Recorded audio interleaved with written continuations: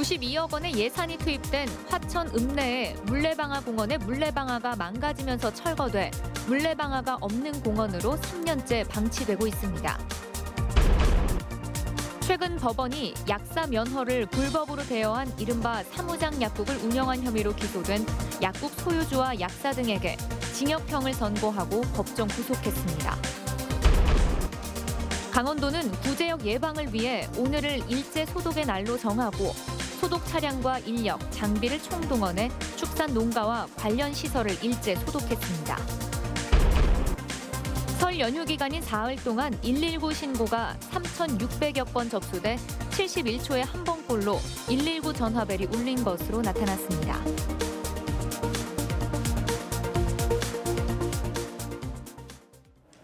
시청자 여러분 안녕하십니까? 이 화천 읍내에 이상한 공원이 하나 있습니다. 이름은 물레방아 공원인데 정작 물레방아가 없습니다. 왜 이런 일이 벌어지고 있는지 이재규 기자가 취재했습니다. 화천군 화천읍에 위치한 물레방아 공원.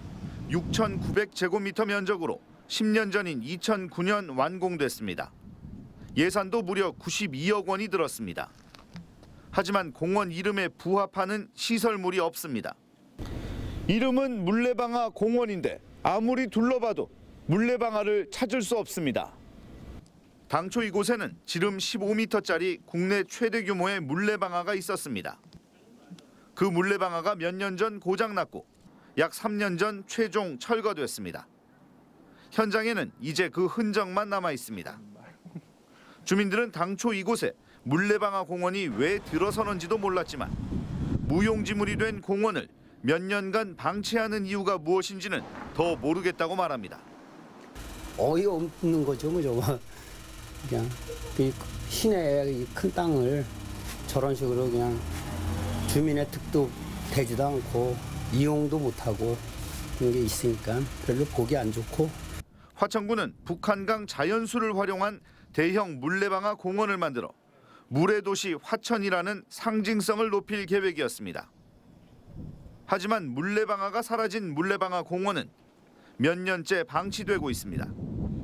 별다른 활용 계획도 없습니다. 이제 주민들이 현재도 지금 산책 코스라든가 이런 많이 사용을 하고 있거든요. 그래서 특별한 사용 계획은 없습니다. 현재까지는. 수십억 혈세가 들어간 대규모 공원 조성 사업이 지역 주민에게마저 외면받는 천덕꾸러기 신세로 전락했습니다. MBC 뉴스 이재규입니다. 춘천문화방송은 지난 2017년 춘천의 약국 두 곳에서 벌어진 약사법 위반과 사기 혐의에 대해 연속 보도했는데요. 최근 법원이 약사 면허를 불법으로 대여해 이른바 사무장 약국을 운영한 약국 소유주와 약사 등에게 징역형을 선고하고 법정 구속했습니다. 이 사건의 전모를 백승호 기자가 보도합니다. 의약품 도매업을 했던 A씨는 2012년 춘천에 한 약국을 개설했습니다. 약사가 아니면 약국을 개설하지 못하지만 A씨는 비약사를 월급 약사로 채용하고 서류를 조작해 비약사의 약사 면허로 약국을 만들 수 있었습니다. 돈이거든요. 돈이 없는 약사님들은 개설하기가 좀 쉽지 않은 상황이에요. 그래서 이제 그 면대 유혹에 빠지는 거죠.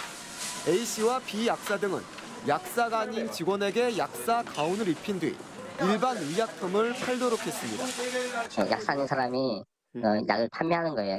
이제 일반 시민들은 약사가 주는 건지 약사가 아닌 사람이 주는 건지는 모르는 상태에서 약을 이제 받아서 나오는 경우인데, 이런 방법으로 A씨가 관리하던 약국은 춘천의 두 곳, 원주의 한 곳이었습니다. A씨 등이 면허를 빌려 운영하던 약국 명의로 국민건강보험공단에서 부당하게 타낸 요양급여가 24억 원이 넘습니다. 춘천지방법원 제2형사부는 A씨에게는 징역 5년을, 비약사에게는 징역 3년, 면허를 대여한 또 다른 약사에게는 징역 2년을 선고하고 각각 법정 구속했습니다.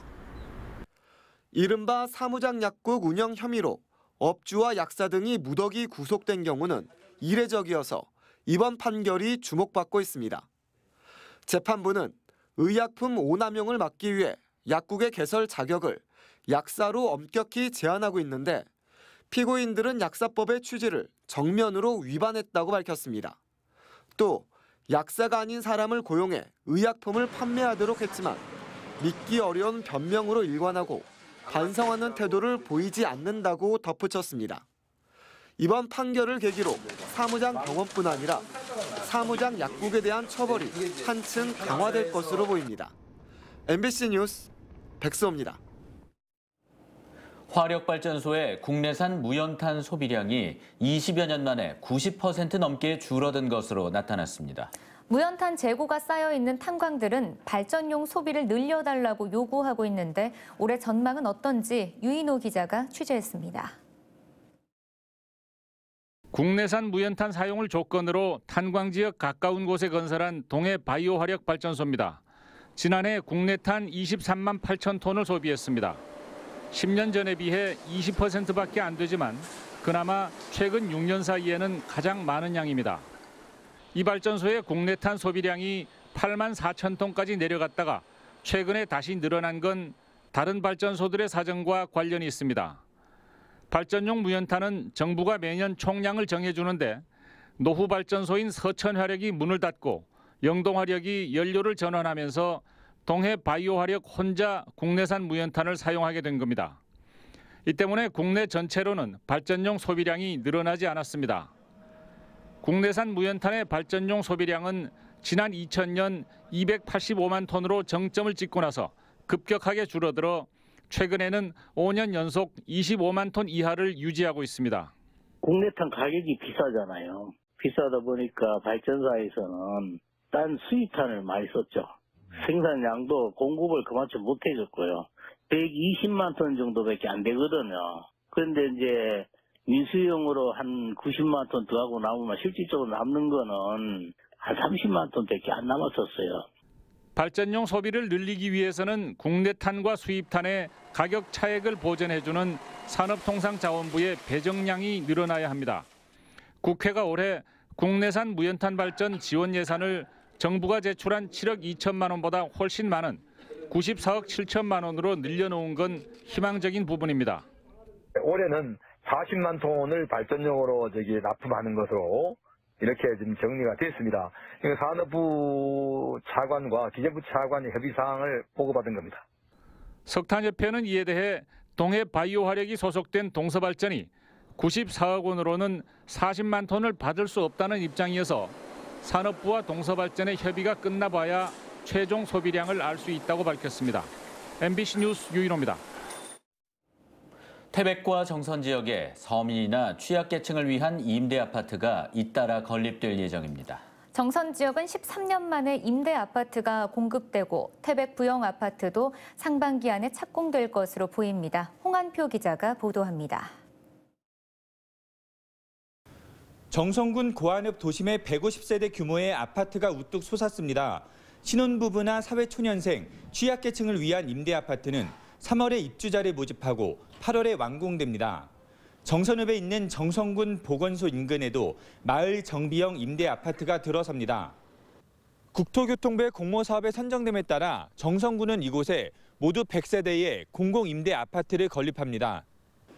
정선 지역에는 정선과 고한, 신동읍에 모두 370세대의 임대 아파트가 들어섭니다. 지난 2006년 마지막 임대 아파트가 건립된 지 13년 만입니다. 265세대 건립 이후에 거의 임대 아파트 공급이 전무한 실정이었습니다. 그래서 저희가 LH 쪽하고 적극적으로 협의를 해서 추진 중에 있는 사업입니다. 지난 2016년 태백시 황지동의 옛 방송사 부지를 사들인 주식회사 부영은 임대 아파트 착공 준비에 나섰습니다. 3년 내내 지지부진했던 태백 부영 아파트 건립 사업의 경우 올해 상반기 안으로 착공할 것으로 보입니다. 건축 허가를 받은 지 21개월 만에 최고 29층 높이로 1236세대의 임대 아파트를 건립할 계획입니다. MBC 뉴스 홍한표입니다. 강원도는 구제역 예방을 위해 오늘을 일제 소독의 날로 정하고 소독 차량과 인력, 장비를 총동원해 축산 농가와 관련 시설을 소독했습니다. 특히 강원도는 농가 자체 소독 이행 여부를 확인하기 위해 10개 반 20명으로 구성된 합동 점검반을 투입했습니다. 또한 우제류 도축장이 재개장함에 따라 도축장 7곳에 소독 전담관을 파견해 축산 차량과 사람, 시설, 내외부에 대한 소독을 직접 지도 점검했습니다. 강원도 접경 지역의 생태 평화관광 활성화와 남북교류 협력 기반 구축을 위해 134개 사업 5조 8,620억 원이 투자됩니다. 행정안전부는 접경지역 정책심의위원회 심의를 거쳐 접경지역 발전 종합계획을 변경하고 개발이 정체된 접경지역에 2030년까지 13조 원을 투입한다고 밝혔습니다.